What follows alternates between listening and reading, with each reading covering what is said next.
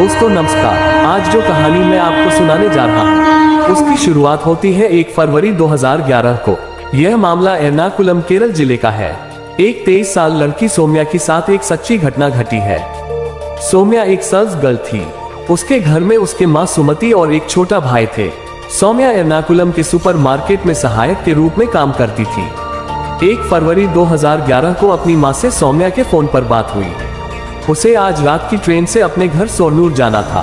काम खत्म करके सामने तैयार होती है घर जाने के लिए। वह बहुत खुश थी क्योंकि अगले दिन उसके सगाई होने वाली थी। उसके रूम में हंसी मजाक करते हैं और शाम 7:30 बजे एर्नाकुलम रेलवे स्टेशन पहुंचती है। 1 फरवरी की शाम सौम्या एक ऐसे सफर की शुरुआत करने वाली थी जिसमें बीतने वाला हर एक पल उम्मीदों से भरा हुआ था, जो उसकी माँ ने उससे लगा रखी थी। भीड़ और शोरगुल के बीच भी ये सफर उसे अतीत के उन सारी यादों से जुड़ रहा था जिससे सौम्या का बचपन से नाता था, तथा ट्रेन में बैठकर वह अपने आने वाले जीवन के सपनों में खोई हुई थी।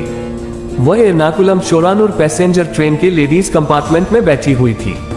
ट्रेन में ज्यादा भीड़ नहीं थी और उसके कंपार्टमेंट में तो बहुत कम ही महिलाएं थे। उधर उसकी माँ भी सौम्या का बेसब्री से इंतजार कर रही थी। उन्होंने अपने बेटे को सौम्या को स्टेशन से पिक करने के लिए रात करीब 11:12 बजे के दरमियान भेजा। सौम्या का भाई रेलवे स्टेशन पर आया। स्टेशन पर ट्रेन तो आ चुकी थी। मुसाफिरों की थोड़ी बहुत भीड़ भी थी, लेकिन उसे अपनी बहन सौम्या कहीं नजर नहीं आई। सोरनूर रेलवे स्टेशन पर वह अपनी बहन को ढूंढ रहा था। ट्रेन में भी चढ़कर उसने अपनी बहन को ढूंढा, लेकिन वह कहीं नहीं थी। तब तक उसकी मोबाइल फोन पर उसकी माँ का फोन आता है।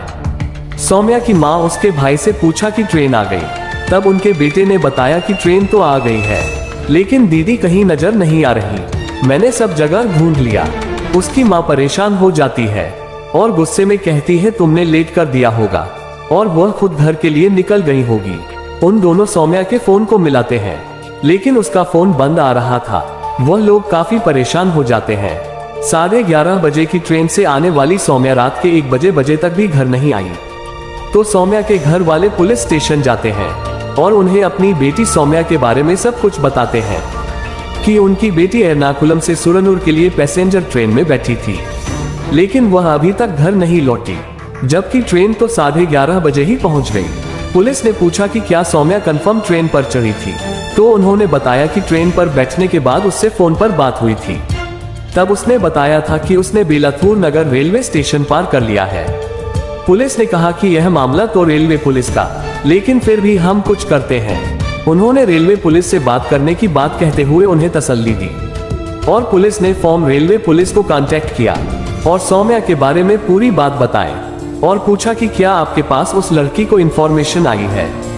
तब रेलवे पुलिस ने चेरुथुरुथी पुलिस को बताया कि कुछ घंटे पहले एर्नाकुलम सोरनूर पैसेंजर ट्रेन आने के बाद 2 लड़के आए थे। उन्होंने बताया कि हम लोग लेडीज कंपार्टमेंट के आगे वाले डब्बे में थे। बेलाथूर नगर रेलवे स्टेशन क्रॉस होने के करीब 10 मिनट बाद हमने एक लड़की को लेडीज कंपार्टमेंट में से जाम करते हुए देखा था। रेलवे पुलिस ने कहा कि हमें उन 2 लड़कों के बातों से ऐसा लग रहा था कि लेडीज कंपार्टमेंट खाली होगा। वैसे भी बेलाथूर स्टेशन आते आते ट्रेन लगभग खाली हो ही जाती है। हमें ऐसा लग रहा है कि जैसे लड़की ने सुसाइड किया, लेकिन हमें अभी तक लड़की की बॉडी की कोई इंफॉर्मेशन नहीं मिली है और हमारी टीम उसे रेलवे ट्रैक पर सर्च करने की कोशिश कर रही है। रेलवे पुलिस के साथ चेरुथुरु पुलिस भी सौम्या को ढूंढने की कोशिश कर रहे थे और फिर रेलवे ट्रैक के कुछ दूरी पर उन्हें सौम्या बेहद गंभीर हालत में मिली। उसके जिस्म पर खून ही खून था। उसे फौरन त्रिशूर के सरकारी मेडिकल कॉलेज में इलाज के लिए ले जाया गया। पुलिस हैरान थी। मैं सुसाइड के लिए कूदी थी, तो हमें वह रेलवे ट्रैक पर मिलनी चाहिए थी, लेकिन वह उन्हें ट्रैक के काफी दूर जंगलों में मिली थी और जब वह मिली थी तो उसके शरीर पर एक भी कपड़ा नहीं था। पुलिस यह अनुमान लगा रहे थे कि उसे रेलवे ट्रैक से घसीटकर जंगल में ले जाया गया होगा और उसके साथ कुछ गलत जरूर किया गया होगा। पुलिस इस बात से बेहद सॉफ्ट थी कि जब एक लड़की इतनी घायल थी, इतनी बुरी अवस्था में थी, तब उसके साथ दरिंदगी की गई। कौन होगा वह हैवान जिसने इतनी हैवानियत की होगी। पुलिस का ये भी मानना था कि हो सकता है किसके साथ सामूहिक दुष्कर्म हुआ। सौम्या के बारे में उसके घर वालों को भी जानकारी दी जाती है। वह लोग फौरन हॉस्पिटल पहुंचते हैं और अपनी बेटी को इस हालत में देखकर उनके पैरों तले से जमीन खिसक जाती है। कहाँ आज उसकी सगाई होने वाली थी और कहाँ आज उस जिंदगी और मौत से लड़ रही थी। 1 फरवरी 2011 की रात सौम्या के लिए जितनी भयानक थी, उतना ही दिल दहला देने वाला उसके साथ अपराध हुआ था। मामले की गंभीरता को देखते हुए ये केस रेलवे पुलिस से चेरुथुरु पुलिस स्टेशन को सौंप दिया गया। डॉक्टरों ने पुलिस को बताया कि सौम्या की हालत बहुत गंभीर है, अभी कुछ कहा नहीं जा सकता। सौम्या की फैमिली लगातार यह कह रही थी कि सौम्या कभी सुसाइड नहीं कर सकती। पुलिस द्वारा उस कंपार्टमेंट की जांच बारीकी से की जाती है जिसमें सौम्या ट्रैवल कर रही थी।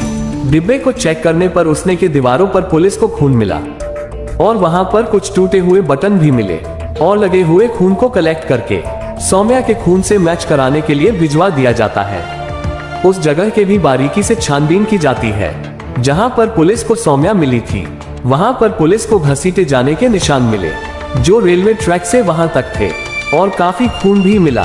रेलवे ट्रैक पर एक खून से सना हुआ पत्थर भी मिला जिससे पुलिस ने अंदाजा लगाया हो सकता है इसी पत्थर पर सौम्या ट्रेन से डायरेक्ट गिरी होगी। बाद में उसे रेलवे ट्रैक से जंगल की ओर घसीट कर ले जाया गया होगा और उसके साथ दरिंदगी की गई होगी। मिली सभी सबूतों से पुलिस को यही लग रहा था कि सौम्या के साथ दुष्कर्म तब हुआ जब सौम्या जख्मी थी। ट्रेन के डिब्बे में खून के धब्बे से पता चल रहा था कि सौम्या के साथ ट्रेन में कुछ हुआ था और उसने सुसाइड अटेम्प्ट नहीं किया था।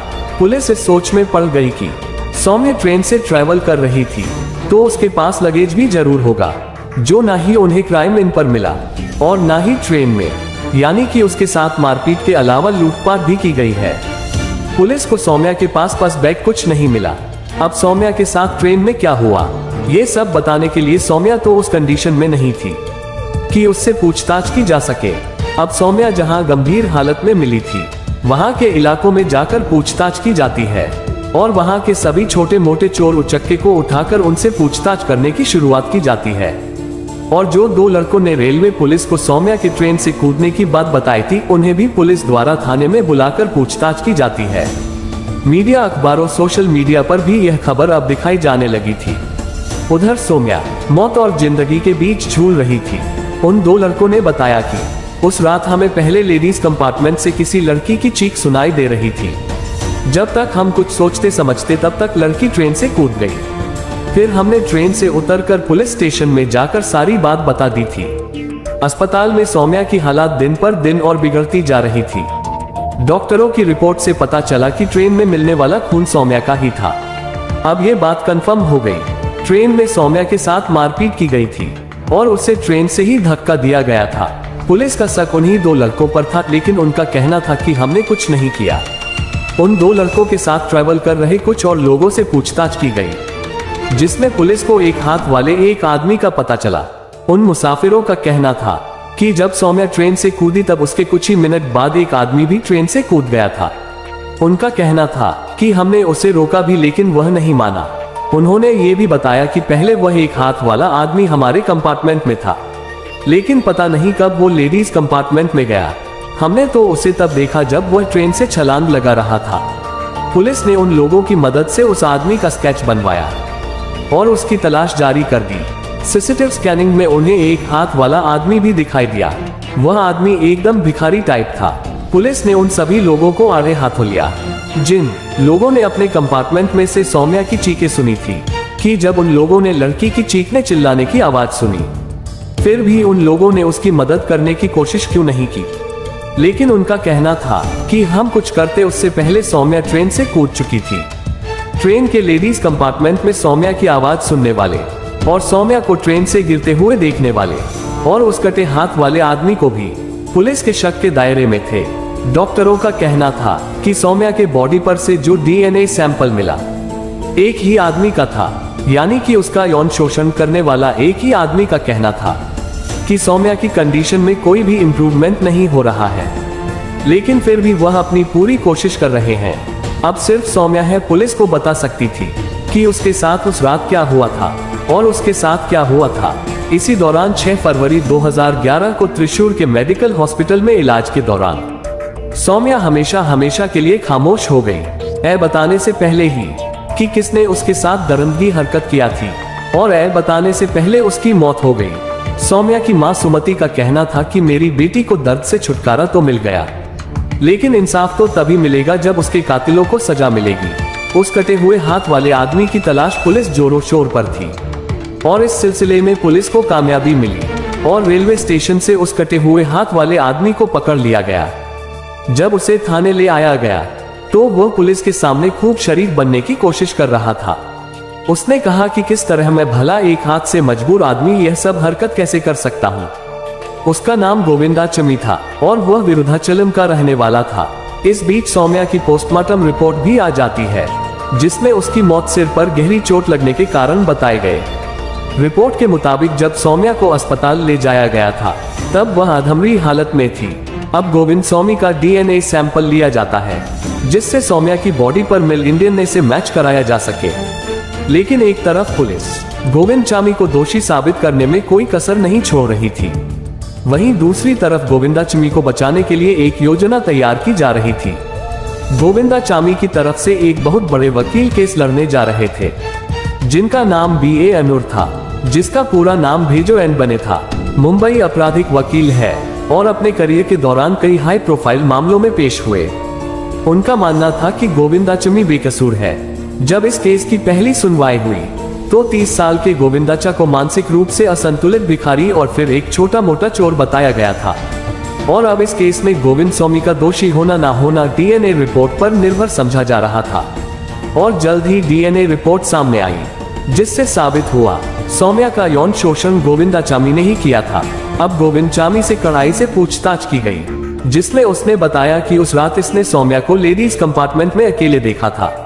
पीछे से गोविंदाचमी लेडीज कंपार्टमेंट में चला गया और आगे बढ़ा। जब सौम्या ने उसे देखा तो गोविंदाचमी को कहा कि लेडीज कंपार्टमेंट में तुम यहाँ क्या कर रहे हो।